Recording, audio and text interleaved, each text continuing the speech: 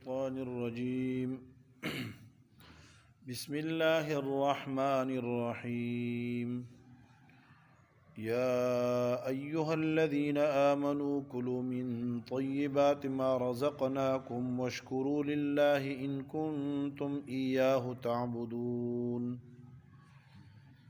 إنما حرم عليكم الميتة والدم ولحم الخنزير وما أهل به لغير الله فمن اضطر غير باغ ولا عاد فلا إثم عليه إن الله غفور رحيم یا ایھا الذین آمنوا، اے وہ خوش قسمت لوگو جنہیں ایمان کی دولت ملی ہے۔ ایمان کا تقاضا یہ ہے کہ کلوا من طیبات ما رزقناکم، کھاؤ اس پاکیزہ چیز میں سے جو ہم نے تمہیں کھانے کے لیے دی ہے۔ واشکروا للہ، اور اس پر اللہ کا شکر بھی ادا کرتے رہو۔ ان کنتم ایاہ تعبدون، اگر تم ان کی عبادت کرنے والے ہو، اگر تم صرف اسی کی عبادت کرنے والے ہو۔ انما حرم علیکم المیتۃ، بے شک حرام کی گئی ہے تم پر میتہ مردار چیز، والدم اور بہتا ہوا خون، ولحم الخنزیر اور خنزیر کا گوشت تمام تقاضوں کے ساتھ، وما اہل بہ لغیر اللہ، اور وہ چیز جو مذبوح ہو غیر اللہ کے نام پہ۔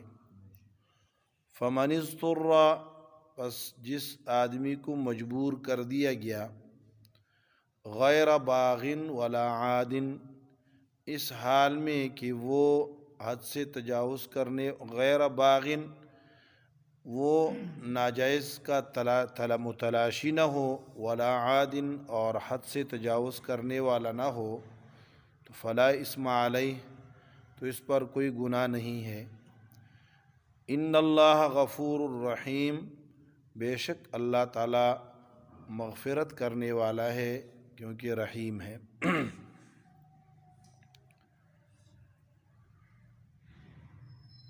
مسئلہ رسالت کے اختتامی مراحل میں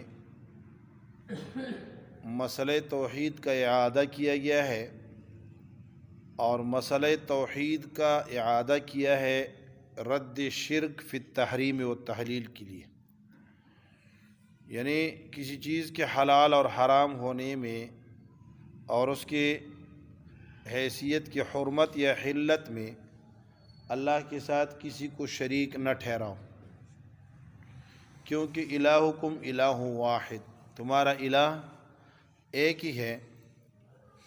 اسی کے ضمن میں دو خطاب ہوئے۔ پہلا خطاب عام تھا جو گزشتہ آیات میں گزرا، یا ایھا الناس۔ یہاں خطاب خاص ہے، جیسے سورت کی شروع میں دو خطاب ہوئے تھے، ایک خطاب عام یا ایھا الناس اعبدوا، کہ اللہ کی عبادت میں کسی کے ساتھ اے عام انسانوں تم بھی کسی کو نہ شریک ٹھہراؤ، اور یا بنی اسرائیل، اے بنی اسرائیل تم بھی اللہ کی عبادت میں کسی کے ساتھ اللہ کے ساتھ کسی کو شریک نہ بناؤ۔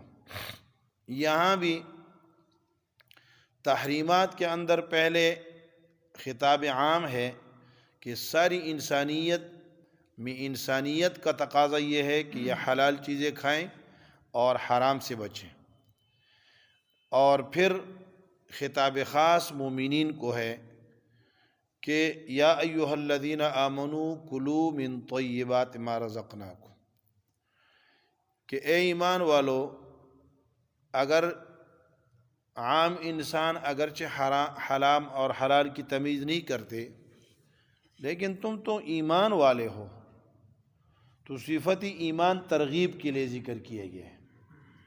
صفات بعض اوقات کس کے لیے؟ ترغیب کے لیے۔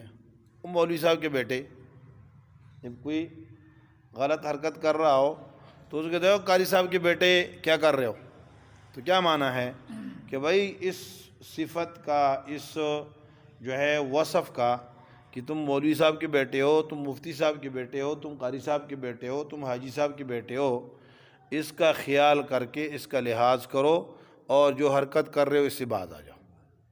تو یا ایھا الذین آمنوا میں یہ ترغیب ہے کہ ایمان کی صفت سے متصف لوگو، کتنی بڑی صفت اللہ نے تمہیں دی ہے اور تم حرام و حلال کی تمیز نہیں کر رہے ہو، تو کتنا زیادتی کر رہے ہو۔ اس لیے فرمایا یا ایھا الذین آمنوا، اے ایمان والو، کلوا من طیبات ما رزقناکم، اس پاکیزہ چیزوں میں سے کھاؤ جو ہم نے تمہیں دی ہیں۔ طیبات یہاں حلالات کے معنی میں ہے، یعنی جو حلال ہیں۔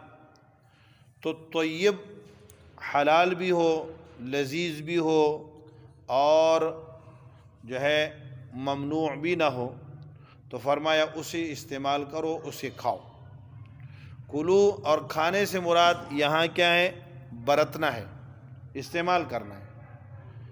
لیکن جتنے بھی اشیاء کو کام میں لایا جاتا ہے تو سب کا مطمع نظر اور انتہا اور منتہا، آخری چیز جو ہوتی ہے وہ کیا ہے؟ وہ پیٹ ہے۔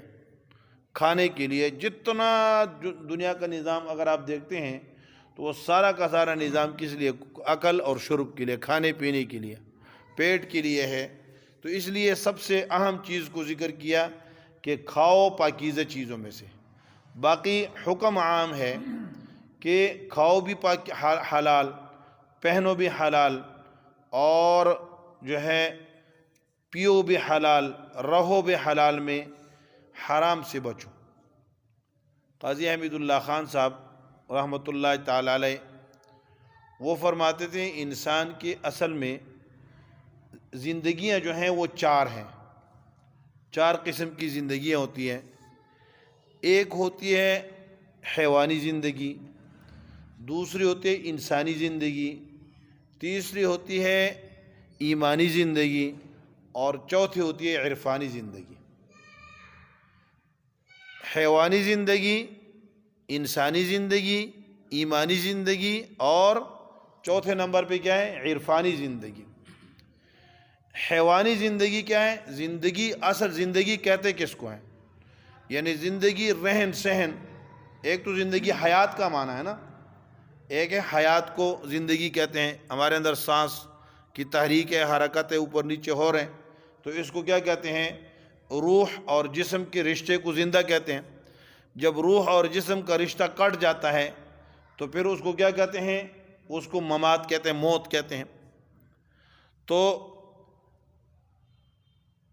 زندگی کا معنی کیا ہے؟ یعنی رہن سہن، جو انسان جس ماحول میں زندگی گزارتا ہے، جہاں پہ یہ حیات گزاری جاتی ہے، اس کو عرف میں زندگی کہا جاتا ہے۔ تو یہ زندگی چار قسم کی ہے۔ ایک پہلی زندگی کیا ہے؟ حیوانی زندگی۔ زندگی کا انحصار چار چیزوں پہ بنیادی طور پہ ہے: کھانا، پینا، لباس، مکان۔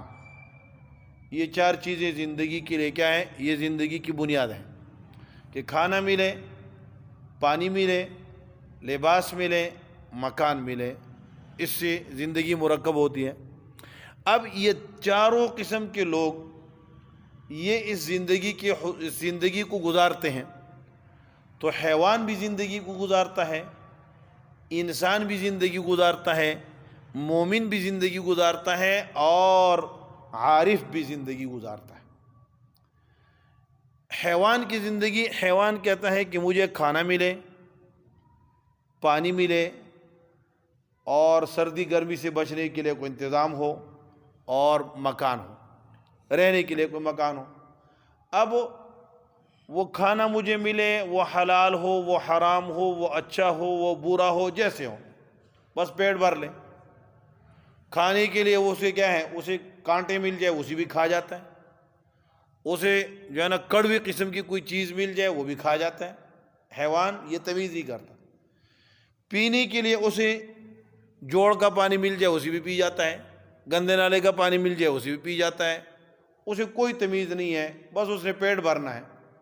رہنے کے لیے اسے چاہے آپ کہاں کر دیں، کانٹوں پہ سلا دے وہاں سو جائے، آپ اس کے لیے جو ہے نا فارم بھی چاہتے ہیں اس پہ بھی سو جائیں، اس کے لیے ان چیزوں کی کوئی اہمیت نہیں ہے، یہ حیوان ہے۔ دوسرے نمبر پہ ہے انسانی زندگی۔ انسانی زندگی یہ ہے کہ انسان کہتا ہے کہ کھانا ہو اچھا ہو، پانی ہو اچھا ہو، مکان ہو اچھا ہو، لباس ہو اچھا ہو۔ تو انسان نے گویا حیوان سے ایک قدم ترقی کی ہے۔ حیوان کہتے ہیں ہو جیسے ہو۔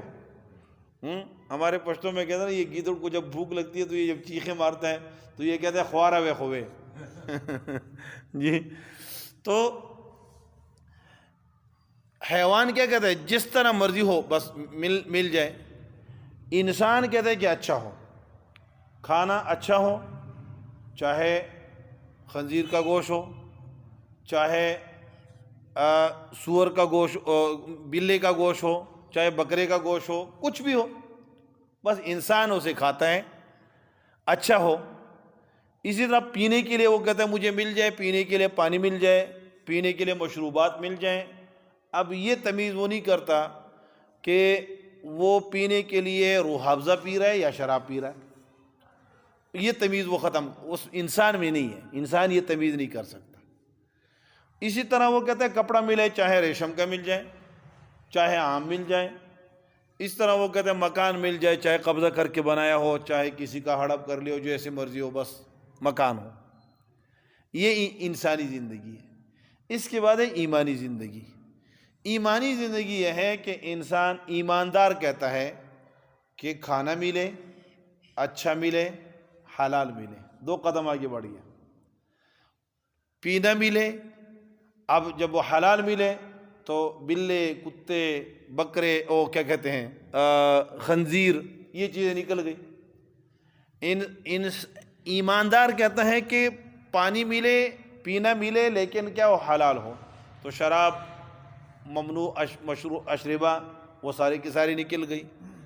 اسی طرح وہ کہتا ہے کہ لباس ملے لیکن کیا ہو، اچھا ہو اور حلال بھی ہو۔ تو وہ سونے کو استعمال نہیں کرتا، مردوں کے لیے سونا استعمال کرنا حرام ہے، وہ اسے استعمال نہیں کرتا۔ اسی طرح وہ کیا کرتا ہے، ریشم کو استعمال نہیں کرتا، کیونکہ یہ ہے تو اچھا لیکن حرام، شریعت نے اس کو منع کر دیا۔ وہ مکان میں اگر وہ کیا کرتا ہے لباس، اور اس طرح مکان میں جہاں رہتا ہے تو وہ کہتے ہیں کہ کسی کا نہ ہو، کسی کا حق دبا کے نہ ہو، کسی کا قبضہ کر کے نہ ہو، نہ کسی کے ساتھ دھوکہ کر کے نہ لیا گیا ہو۔ یہ ایمان ہے۔ اس کے بعد ہے عرفانی زندگی۔ عرفانی زندگی بہت اونچی زندگی ہے۔ وہ ایسی زندگی ہے کہ عارف جو ہوتا ہے وہ کیا کرتا ہے، وہ کہتے ہیں میرا رب راضی ہوتا ہے تو میں ستو پھانک کر گزارا کر لوں، میرا رب راضی ہوتا ہے تو میں اگر مجھے 4 گھونٹ پانی سے میرا 2 گھونٹ سے گزارا ہوتا ہے تو تیسرا گھونٹ نہ لو، اسراف سے بچ جاؤں۔ میرا اگر کس سے کھدر کے کپڑے میں اور گدڑی سے گزارا چلتا ہے تو میں اس سے اچھا کپڑا نہ استعمال کروں۔ اور اگر میرا کیا ہے جھونپڑی میں گزارا ہوتا ہے تو زندگی گزارنی ہے، گزارا ہی کرنا ہے۔ محل والا بھی گزار کے جو ہے نا وہ کس میں قبر میں اترتا ہے، اور کس نے جھونپڑی والے نے بھی قبر میں اترنا ہے۔ تو وہ کہتا ہے وہ پھر اللہ والے ہوتے ہیں، اولیاء اللہ ہوتے ہیں۔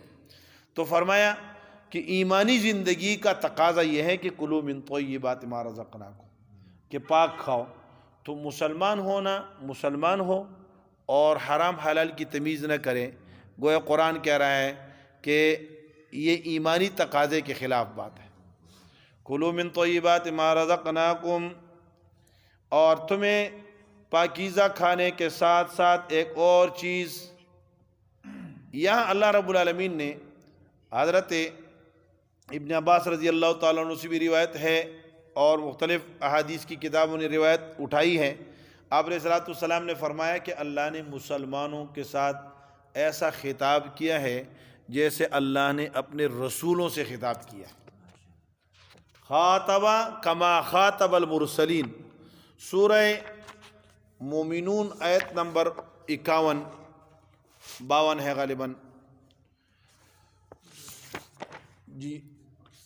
یا ایھا الرسل کلوا من الطیبات واعملوا صالحا، یا ایھا الرسل کلوا من الطیبات واعملوا صالحا، جس طرح اللہ نے انبیاء اور مرسلین کو مخاطب کیا ہے، یا ایھا الرسل کلوا، اے رسولو کھاؤ، من طیبات، واعملوا صالحا، اور اچھے اعمال کرو۔ یا اللہ نے مومنین کو بھی کیا کیا ہے؟ وہی خطاب کیا ہے، یا ایھا الذین آمنوا کلوا من طیبات ما رزقناکم واشکروا۔ واشکروا کا معنی کیا ہے؟ واعبدوا واعملوا صالحا، واشکروا واعملوا صالحا، اچھے اعمال کرو۔ تو شکر تمام اچھے اعمال کی بنیاد بنتا ہے، سبب بنتا ہے۔ ایمان اللہ نے نصیب کیا، اس پر اللہ کا شکر ادا کرے۔ صحت اللہ نے دی ہے، کون کون سی نعمتیں اللہ کی ہیں، اس پر بندہ ہر وقت اللہ کا شکر ادا کرتا رہے۔ تو فرمایا واشکروا للہ، اللہ کا شکر ادا کرتے رہو، اور ان کنتم ایاہ تعبدون، اگر تم اس کی عبادت کرتے ہو، اگر تم اس کی، یعنی یقیناً تم اس کی عبادت کرنے والے ہو۔ تو جب تم اس کی عبادت کرنے والے ہو تو عبادت کا تقاضا یہ ہے کہ کیا ہو؟ اس کا شکر بھی ادا کرتے رہو۔ یہاں تک حلال کھانے کا حکم ہے، آگے حرام تحریمات اللہ، یعنی ایک میں نے آپ سے کیا کہا تھا؟ تحریمات غیر اللہ، غیر کی وجہ سے کسی چیز کو حرام مت کہو۔ دوسرا، اللہ نے جس کو حرام کہہ دیا اسے حلال نہ کہو۔ یہ یہود و نصارہ کے اندر غضب یہ تھی کہ جو چیزیں اللہ نے حلال کی ہوتی تھی اسے حرام کہتے تھے، اور جو اللہ نے حرام کی ہوتی تھی اسے حلال سمجھتے تھے۔ تو اللہ رب العالمین نے فرمایا انما حرم علیکم المیتۃ، بے شک تمہارے اوپر حرام کر دی گئی ہے میتہ۔ میتہ وہ میتتا اس چیز کو کہتے ہیں ما فارقتہ الروح من غیر زکاۃ، جس سے روح جدا ہو گئی ہو بغیر ذبح شرعی کے، بغیر ذبح شرعی کے اگر کسی جاندار سے جان نکل جائے تو اسے کیا کہتے ہیں؟ میتہ کہتے ہیں، میتتا کہتے ہیں، اور ہم اس کو کیا کہتے ہیں؟ مردار کہتے ہیں۔ ہم اس کو کیا کہتے ہیں؟ مردار کہتے ہیں۔ جی کوئی بکرا ہے، اس کے جو ہے نا ذبح کرنے کا جو مشروع طریقہ ہے، ذبح نہیں کیا اور اس کی روح نکل گئی، گائے، بھینس، مرغا، تو اسے ہم کیا کہتے ہیں؟ مردار کہتے ہیں۔ مردار یہ حرام ہے۔ اسی طرح والدم، اور خون حرام ہے۔ خون سے مراد یہاں کیا؟ دم مسفوح ہے، مسفوح بہتا ہوا خون۔ جانور کو جب ذبح کرتے ہیں اور اس کی عروق سے، رگوں سے جو خون نکلتا ہے تو وہ حرام ہے۔ دم سے یہاں مطلق دم نہیں، کیونکہ القرآن یفسر بعضہ بعضا، دوسری جگہ پہ سورہ اعراف میں ہے، انعام میں، کہ او دم مسفوحا، یہ دم مسفوح ہو۔ اس لیے فقہاء نے لکھا ہے کہ گوشت کے ساتھ جو خون لگا ہوا ہوتا ہے وہ حرام نہیں ہے، وہ حلال ہے۔ گوشت کے ساتھ، ویسے گوشت کے اندر خون ہوتا ہے نا، تو فرمایا والدم، بہتا ہوا خون، ولحم الخنزیر، اور خنزیر کا گوشت۔ یا خنزیر کا گوشت کہاں ہے؟ تو اس کا بعض لوگ تو یہ جواب دیتے ہیں کہ یہ چونکہ سب سے بڑا نفع کسی بھی جانور کا اس کا گوشت ہوتا ہے، تو سب سے بڑے نفع سے منع کر کے باقی چیزیں جو ہیں وہ کیا ہو گئی؟ وہ خود بخود منع ہو گئی۔ خنزیر کے بارے میں آتا ہے کہ یہ نجس العین ہے۔ یہ کیا ہے؟ نجس العین ہے، اس کی ہر چیز نجس ہے، یہاں تک کہ اس کے یعنی اس کے بال، اس کی کھال، اس کی ہر چیز، اس کے دانت، سب کچھ حرام ہے۔ ایک چیز جو ہے اس پہ فقہاء نے ایک بحث کی ہے کہ خنزیر کے جو بال ہیں یہ بڑے تیز ہوتے ہیں نا، تو اس سے اگر سوئی کا کام لے کر اس سے جوتی سے سی لیے جائیں تو یہ سوئی کے لیے اس کو استعمال کرنا صحیح ہے۔ لیکن امام ابن سیرین رحمۃ اللہ علیہ ایسی جوتے کو، پہلے زمانے میں شاید اس کا رواج ہوتا ہوگا، تو وہ کہتے تھے وہ اس طرح کی جوتے کو نہیں استعمال کرتے تھے جس جوتے کو کیا کیا گیا ہوگا؟ اس سے سیا گیا ہوتا تھا۔ بہرحال یہ منع ہے، اور اس کی ہر چیز۔ اب لحم الخنزیر، تو بعض مفسرین یہ کہتے ہیں کہ اس کے معنی یہ ہے کہ چونکہ یہ اس کا سب سے بڑا منافع گوشت ہے تو اس کو منع کر دیا تو ساری چیزیں منع ہیں۔ لیکن ہمارے اساتذہ کرام اس کا ترجمہ معنی یہ بتلاتے تھے کہ بات یہ ہے کہ اس کا بنا جو ہے وہ عرف پر ہے۔ اس کا بنا کس پر ہے؟ عرف پر ہے۔ آپ کسی دکاندار کے پاس جاتے ہیں، اسے کہتے ہیں گوشت دے دو، وہ آپ کو گوشت دیتا ہے، تو اس گوشت کے اندر کیا ہڈی بھی ہوتی ہے، اس کے اندر وہ کیا کہتے ہیں، وہ کیا کہتے ہیں، چچڑے بھی ہوتے ہیں، ٹھیک ہے، مختلف چیزیں ہوتی ہیں۔ تو آپ اس سے لڑ نہیں سکتے کہ میں نے یار تمہیں گوشت کہا ہے، تم تو مجھے ہڈی دے رہے۔ تو معنی یہ ہے کہ اس عرف میں اس کی ساری چیزیں حرام ہیں، عرفاً جس چیز کو منع کیا گیا ہے تو وہ حرام ہے۔ وما اہل بہ لغیر اللہ، اور وہ چیز جس پر غیر اللہ کا نام بولا گیا ہو۔ ما اہل، یہ اہل یہل احلالا اصل میں کہتے تھے چاند جب نظر آتا تھا نا، چاند، پہلے چاند کو ہلال کہتے ہیں۔ عربی بڑی جو ہے نا وسیع زبان ہے۔ پہلے کے چاند کو کیا کہتے ہیں؟ ہلال کہتے ہیں، اور 14ویں چاند کو قمر کہتے ہیں۔ اس طرح مختلف چاندوں کے لیے ان مختلف نام ہیں۔ بدر کہتے ہیں 14ویں کی، بدر کہتے ہیں۔ عام طور پہ جو ہے نا شروع سے لے کے آخر تک اس کو قمر کہتے ہیں۔ تو یہ کیا بات کر رہا تھا؟ ہاں، تو جب چاند نظر آتا تھا نا تو لوگ ایک وہ چاند نظر آ گیا، وہ چاند نظر آ گیا، چیختے تھے نا، آواز اونچی کرتے تھے۔ تو اس کے ساتھ جب چاند کے ساتھ رفع صوت ہوتا تھا، آوازیں نکلتی تھی، تو پھر ہر آواز لگانے کو احلال کہا جانے لگا۔ اس لیے تلبیہ کو کیا کہتے ہیں؟ تحلیل کہتے ہیں۔ احل بالعمرہ، احل بالحج، حج کا احلال کیا، عمرہ کا احلال کیا۔ یہ لفظ احلال کس کے لیے ہے؟ یعنی لبیک اللہم، وہ جب تلبیہ زور سے کہتے ہیں جہاں سے شروع کیا تو وہاں سے کیا کہتے ہیں؟ احادیث میں آتا ہے کہ رسول اللہ صلی اللہ علیہ وسلم نے فلاں مقام سے احل بالعمرہ یا فلاں مقام سے احل بالحج، حج کا احلال کیا۔ مطلب کیا ہے کہ وہ تلبیہ کو اونچے آواز سے بولا۔ تو یہاں ما اہل بہ لغیر اللہ، یہاں 3 معنی مفسرین نے کیے ہیں۔ نمبر 1، ما اہل بہ لغیر اللہ، جو مذبوح ہو غیر اللہ کے نام پہ۔ ما اہل بہ یعنی جس پر غیر اللہ کا نام بول دے کہ یہ فلاں کے نام، فلاں کے نظر ہے، ہم نظر کرتے ہیں۔ یہ دوسرا معنی یہ ہے کہ ما اہل بہ لغیر اللہ، ما ذکر علیہ اسم غیر اللہ عند ذبحہ، جس کو ذبح کرتے وقت اس پر غیر اللہ کا نام لیا گیا۔ اور تیسرا معنی یہ کہ ہے الکلمۃ التی رفع لتعظیم غیر اللہ، وہ کلمہ جو غیر اللہ کی تعظیم کے لیے، عظمت کے لیے بلند کیا گیا۔ فلان جی کسی کی بھی تعظیم اور احترام کے لیے کوئی جملہ بلند کیا جائے تو اس میں پھر مفسرین نے اس میں بڑی تفصیل کی ہے اور بہت گہرائی میں گئے ہیں کہ کبھی کبھار ہم یہاں کوئی آدمی آ رہا ہوتا ہے تو اس کے آگے جو ہے نا وہ کیا کرتے ہیں؟ بیل ذبح کر دیتے ہیں، کبھی بکرا ذبح کرتے ہیں، کبھی جو ہے نا سانڈ ذبح کیے جاتے ہیں۔ تو اس کو بھی انہوں نے کیا ہے؟ ما اہل لغیر اللہ کے اندر لکھا ہے۔ یہ قائدین کے لیے، قیادت کے لیے جو چیزیں، پہلے اس کا رواج زیادہ تھا، اب میرے خیال میں تھوڑا کم ہو گیا ہے۔ کسی زمانے میں یہ ہمارے قاضی حسین احمد رحمۃ اللہ علیہ ایک جگہ پہ گئے تھے اور وہاں ان کے سامنے جو ہے نا وہ بیل ذبح کیا گیا تو اس پہ بڑی لے دے ہوئی تھی، جب ہم طالب علم تھے اس وقت کی بات۔ بہرحال تو فرمایا یہ ساری چیزیں اس میں داخل ہے۔ غیر اللہ کے نام پہ جو پکارا جائے، غیر اللہ کے نام پہ غیر اللہ کا نام اس پہ لیا جائے اس کے ذبح کے وقت، یا غیر اللہ کے تعظیم کے لیے جو کلمات کہے جائیں، یہ سارے کے سارے اس سے مراد ہیں، تو یہ حرام ہے۔ 4 چیزیں یہاں ذکر کی ہیں اور انما کے ساتھ ذکر کیا۔ انما یہ حصر کی لاتا ہے، یعنی اس کے علاوہ کوئی اور چیز حرام نہیں ہے، اس کے علاوہ کوئی اور چیز حرام نہیں ہے، تو حصر کا کلمہ ہے۔ تو بعض مفسرین نے تو اس کا یہ معنی کیا کہ یہ انا اور ما الگ الگ ہے اور ما کافہ ہے، اس لیے اس کا معنی کیا ہے؟ یہ حصر کے لیے نہیں بلکہ تاکید کے لیے ہے، یعنی یقیناً حرام ہے، یہ چیزیں حرام ہیں۔ اور بعض کہتے ہیں کہ نہیں، یہ اپنے اصل معنی میں ہے، انما حصر کے لیے ہے، لیکن حصر کا معنی یہ ہے کہ کچھ چیزیں اصول ہوتی ہیں اور کچھ چیزیں فروع ہیں۔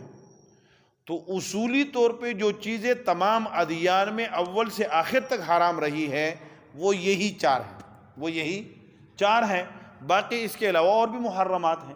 تو تخصیص اور حصر اور جو ہے کیا ہے انحصار جو ہے وہ ان 4 میں صرف اس معنی کر کے ہے کہ آدم علیہ السلام سے لے کر اور آپ علیہ السلام تک جتنے ادیان اور جتنی شریعتیں آئیں ان میں یہی چار چیزیں حرام رہی ہیں ہمیشہ. باقی ان کے علاوہ جو چیزیں ہیں وہ کبھی حلال کبھی حرام ہوتی رہی ہیں. تو اس معنی کر کے جو ہے نا وہ کیا ہے انما اپنے معنی حصر والے معنی میں ہے. فمن اضطر غیر باغ ولا عاد، پس جو مجبور کیا گیا. اضطرار دو قسم کا ہوتا ہے، ایک اضطرار بالاکراہ ہے، کسی کو مجبور کر کے کھاتے انہیں گولی مار دیتا ہوں تمہیں، تو یہ بھی کیا ہے کبھی حرام کھانے پہ مجبور ہو جاتا ہے. اور کبھی اضطرار بالمخمصہ ہے، بھوک کی وجہ سے بھوک لگ گئی ہے اور حرام کے علاوہ کوئی اور راستہ نہیں ہے، تو فرمایا اس کے لیے اجازت ہے. فمن اضطر غیر باغ ولا عاد، غیر باغ ولا عاد، باغ کے اور عاد کے علماء نے بہت سارے معانی کیے ہیں. ایک معنی یہ کیا ہے غیر باغ ولا عاد، غیر محل ولا مخبن. غیر باغن یعنی ایک تو وہ حلال نہ سمجھتا ہو، اور دوسرا کھانے کے بعد اپنے ساتھ کیا ہے، اپنے ساتھ توشہ کر کے توخہ کر کے نہ اٹھا کر لے جائے. غیر باغن ولا عاد، لا محل ولا مخبن. خبنہ کہتے ہیں کسی چیز کو اپنے ساتھ کیا کر لینا، لے جانا، یہ منع ہے، خبنہ سے منع ہے. حدیث میں ترمذی شریف کے اندر حدیث ہے، نہا رسول اللہ صلی اللہ علیہ وسلم عن الخبنہ تھی، نبی علیہ السلام نے خبنہ سے منع ہے. کہ خبنہ کا معنی کیا ہے، آپ دعوت پہ گئے تو کھا لیا اور کچھ تھوڑا شاپر میں ڈال کے جیب میں لے. یہ عورتیں اکثر ایسا کرتی ہے، عورتوں کی عادت ہوتی ہے، تو اس سے منع فرمائے. ہاں چوری نہیں کرتے وہ، تو اس کو خبنہ کہتے ہیں. بہرحال تو فرمایا غیر باغن ولا عاد، کیا ہو حرام بھی حلال بھی سمجھنے والا نہ ہو، اور حلال کھانے کے بعد اپنے چلو موقع ملا ہوا ہے، خنزیر کھانے کی اجازت مل گئی ہے، مجبوری ہے، قرآن نے کہہ دیا غیر باغ ولا عاد، چلو تھوڑا سا جیب میں بھی ڈال کے لے جائیں. نہیں، ایسا بھی نہ ہو. دوسرا معنی یہ کیا ہے کہ غیر باغ ولا عاد یعنی بغیر متجاوز عن القدر المباح، جتنی مقدار سے گزارا چل سکتا ہے اس سے تجاوز کرنے والا نہ ہو. ولا عاد، اور نہ ہی کیا ہے ظلم کرنے والا ہو، یعنی اس سے کیا ہو اپنے آپ پر ظلم کر کے اس اجازت سے فائدہ نہ اٹھانے والا ہو اور ہلاک ہو جائے. ایسا بھی نہ کرے. یعنی اگر کسی کو اجازت ملی ہوئی ہے تو وہ رخصت سے اجازت لیتے ہوئے غیر باغن، لیکن اس میں کیا نہ کرے، حد ضرورت سے تجاوز نہ کریں. اور کس سے حد، یعنی اگر اس کو استعمال نہیں کرتا اور مر جاتا ہے تو یہ عاد ہوگا، یعنی ظالم ہوگا، اپنے آپ پر ظلم کرنے والا ہوگا، یہ شمار ہوگا. اور بھی بہت سارے معنی کے. بہرحال فرمایا غیر باغ ولا عاد فلا اسم علیہ، اس پر گناہ نہیں ہے. ان اللہ غفور الرحیم، اللہ مغفرت کرنے والے مہربان ہے. یہاں ایک نکتہ لکھا ہے علماء نے، یہاں اس آیت میں ہے وما اہل بہ لغیر اللہ، اور بہت ساری آیت 3-4 جگہ آیات میں ہے وما اہل لغیر اللہ بھی، وما اہل بہ لغیر اللہ، اور یہاں کیا ہے ما اہل لغیر اللہ بھی، ما اہل بہ لغیر اللہ، یہاں بھی کو مقدم کیا گیا ہے. اور اکثر آیات میں جو دیگر آیات ہیں 3 مقامات بھی آیا ہے تو وہاں بھی کیا ہے ما اہل لغیر اللہ بھی. اس میں علماء نے یہ نکتہ لکھا ہے کہ وہاں پہ جو ہے یہاں اصل عبارت کا اعتبار کیا گیا ہے. اصل عبارت کیا ہے کہ یہ بھی جو ہے اس سے اہل کو متعدی کیا گیا ہے. اہل کو یہ عربی گرامر کا قاعدہ ہے کہ حروف جارہ کے ذریعے کیا کیا جاتا ہے، ما قبل فعل کو متعدی کیا جاتا ہے. تو اس میں اصل یہ ہے کہ جس فعل سے کیا کیا گیا ہو، متعدی کیا گیا ہو، اس کے ساتھ ہی ذکر، اس کے ساتھ ہی حرف جر کو بھی لایا جائے، یہ اصل ہے. اور یہ کیا ہے معنی کا، یہ لفظ کا اعتبار ہے. دوسرا یہ ہے کہ الاہم فالاہم کو مقدم کیا جائے. تو جہاں ہے ما اہل لغیر اللہ بھی، تو وہاں اصل میں مقدم کرنا تو بھی کو تھا، لیکن پہلے ہی ذہن میں ڈال دیا کہ یہ کتنا بڑا جرم ہے کہ غیر اللہ کا نام لیا جائے اور کسی چیز کو کیا کیا جائے، کسی چیز کو ذبح کیا جائے یا کسی چیز کو غیر اللہ کے نام پہ ذبح کیا، یہ بڑا ظلم ہے. اس کی اہمیت کی بنیاد پہ غیر اللہ، لفظ غیر اللہ کو مقدم کیا ہے. دوسری چیز یہ ہے کہ یہاں ہے فمن اضطر غیر باغ ولا عاد، اور سورہ مائدہ میں ہے فمن اضطر فی مخمصۃ، وہاں صرف مخمصہ کا ذکر ہے، اور باقی 3 مقامات پہ ہے فمن اضطر، اضطرار کا ذکر ہے، مخمصہ کا ذکر نہیں ہے۔ اس کی وجہ یہ ہے کہ اضطرار کا معنی میں نے کہا کہ 2 ہیں، ایک اضطرار بالاکراہ ہے کہ مجبور کر دیا گیا ہو، اور دوسرا اضطرار بالمخمصہ ہے کہ بھوک کی وجہ سے کیا ہو، بندہ مجبور ہو جائے۔ تو اضطرار بالاکراہ یہ کہاں تھا؟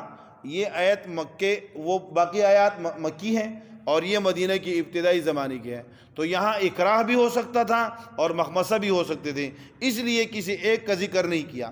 لیکن سورہ مائدہ تو اتری ہے کب؟ فتح مکہ کے بعد۔ تو فتح مکہ کے بعد تو کسی کوئی ہمیں مسلمان کو مجبور نہیں کر سکتا تھا کہ کھاتے ہو ورنہ تو مار دوں گا۔ وہ تو پھر کیا کیا تھا؟ آپ علیہ السلام نے اعلان کر دیا تھا کہ ہم جن لوگوں کو مؤلفۃ القلوب کی وجہ سے کیا کیا کرتے تھے، زکوٰۃ دیا کرتے تھے، آج کے بعد ان کو زکوٰۃ نہیں دیں گے، کیونکہ اب ہم اس پوزیشن میں نہیں ہیں، تو اس وقت پھر اکراہ ممکن نہیں تھا، اس لیے وہاں صرف مخمصہ کا ذکر کیا گیا۔ اللہ رب العالمین ہمیں قرآن کا مزہ اور اس کی چاشنی نصیب فرما دے۔ اللہ الهداية زار صدري هو مبتدأ أنسي وعمري فعزمت